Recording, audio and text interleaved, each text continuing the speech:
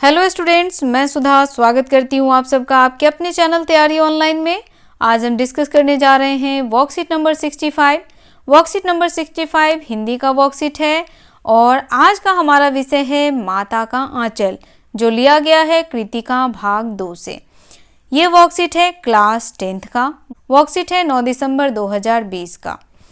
तो बच्चों, माता का आंचल यह लिखा गया है शिवपूजन सहाय के द्वारा और यह लिया गया है शिवपूजन सहाय के उपन्यास देहाती दुनिया से।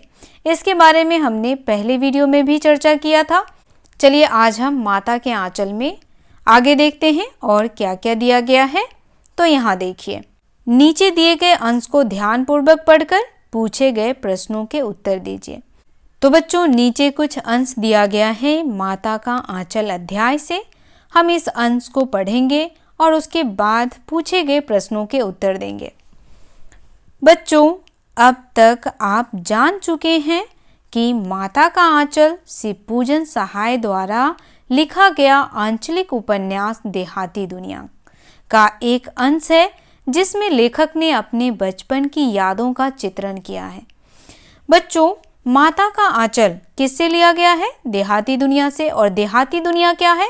तो यह एक आंचलिक उपन्यास है। यह पहला आंचलिक उपन्यास है जो लिखा गया है शिवपूजन सहाय के द्वारा। बचपन की कई मीठी यादें हम सभी के जीवन का रोचक और महत्वपूर्ण अनुभव होता है, विशेषकर ग्रामीण परिवेश में जो उन्मुक्तता और खुलापन होता है वह शहरी परिवेश में नहीं होता है। तो बच्चों, यहाँ लेखक ने अपने बचपन के खट्टी मीठी यादों को हमारे साथ साझा किया है और लेखक कहते हैं कि ये खट्टी मीठी यादें जो हैं वह ग्रामीण परिवेश में उन्मुक्तता और खुलेपन के साथ आपको देखने को मिलेगा, जबकि शहरी परिवेश में ऐसा नहीं होता है। इस पाठ में ग्रामीण परिवेश में बच्चों के लालन पालन, उनके खेल कूद, उनकी शरारतें आदि का सुंदर चित्रण किया गया है। जैसा कि पाठ के इस अंश को देखिए। तो यहाँ लेखक बता रहे हैं कि किस प्रकार ग्रामीण परिवेश में बच्चों का लालन पालन किया जाता है, किस प्रकार के खेल वह खेलते हैं और उनकी शरारतों का सजीव चित्रण हमें माता का आंचल अध्याय में मिलेगा। अगर आप माता का आंचल अध्याय पूरा देखना चाहते हैं तो इसके लिए भी हमने एक वीडियो बना रखा है। आप आई बटन पे क्लिक करें और माता का आंचल अध्याय को पूर्णतः देखें और समझें। उनके साथ हंसते हंसते जब हम घर आते तब उनके साथ ही हम भी चौके पर बैठते थे। अब यहाँ लेखक अपने पिता के बारे में कह रहे हैं, क्योंकि लेखक का जो है वह सबसे ज़्यादा लगाव किसके साथ है? अपने पिता के साथ है। माता के साथ सिर्फ दूध पीने तक का ही लगाव है। तो कहते हैं कि जब वह अपने पिता के साथ हंसते हंसते आते तब वह भी पिता की तरह ही चौके पर खाना खाने बैठते। वह हमें अपने ही हाथ से फूल के एक कटोरे में गोरस और भात सानकर खिलाते। बच्चों, गोरस शब्द का अर्थ होता है दूध। क्या करते थे उनके पिता? उन्हें फूल के कटोरे में चावल और दूध सान करके खिलाते थे। जब हम खाकर अफर जाते तब मैया थोड़ा और खिलाने का हट करती थी। कौन थोड़ा और खिलाने का हट करती थी? मैया, माँ, क्योंकि माँ को लगता है कि बच्चे का पेट नहीं भरा होगा। वह बाबूजी से कहने लगती, आप तो 4-4 दाने के कौर बच्चे के मुंह में देते जाते हैं।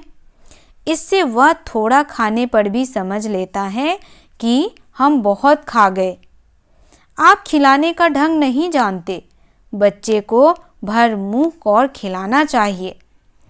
अब देखिए, माँ जो है वह बाबूजी से क्या कहती है? बच्चे को खिलाने का जो तरीका है वह बाबूजी से ज़्यादा किसे आता है? माँ को। माँ कहती है कि बच्चों को भर मुंह कौर खिलाना चाहिए। खाओगे बड़े बड़े कौर तब पाओगे दुनिया में ठौर।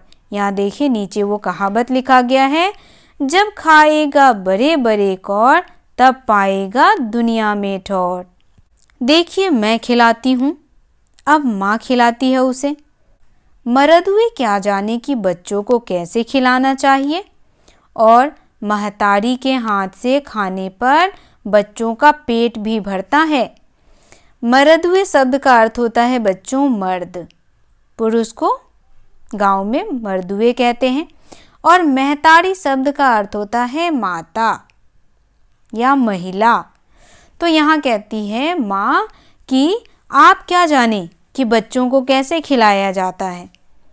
माँ जानती है कि बच्चों को कैसे खिलाया जाता है, और माँ के हाथ से खाने पर बच्चे का पेट भी भरता है।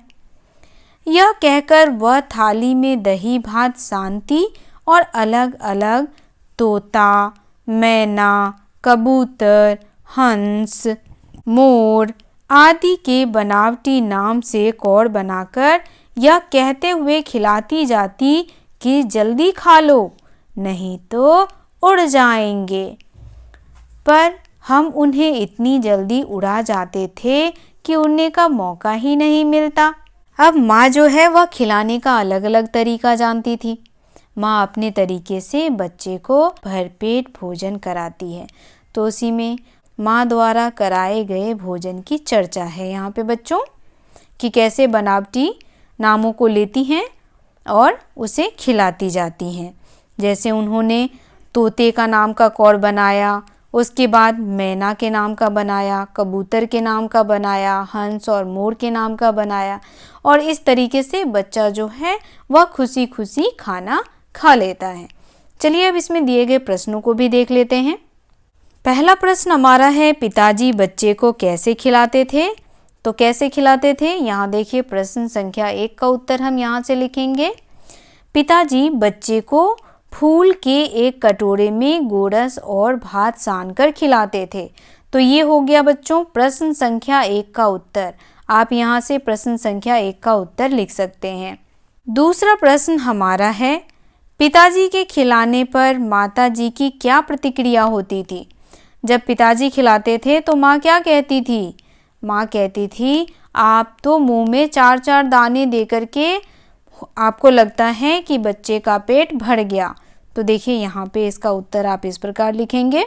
पिताजी के खिलाने पर माताजी यह कहती कि आप तो 4-4 दाने के कौड़ बच्चे के मुंह में देते जाते हैं। इससे वह थोड़ा खाने पर भी समझ लेता है कि हम बहुत खा गए। तो यहाँ से होगा बच्चों प्रश्न संख्या 2 का उत्तर। आप यहाँ लिखेंगे प्रश्न संख्या 2 का उत्तर। तीसरा प्रश्न हमारा है, बच्चे को खिलाने के संबंध में माताजी की क्या धारणा है? तो बच्चों को खिलाने के संबंध में माँ की क्या धारणा होती है? माँ की धारणा होती है कि बच्चे को भर मुंह कौड़ खिलाना चाहिए।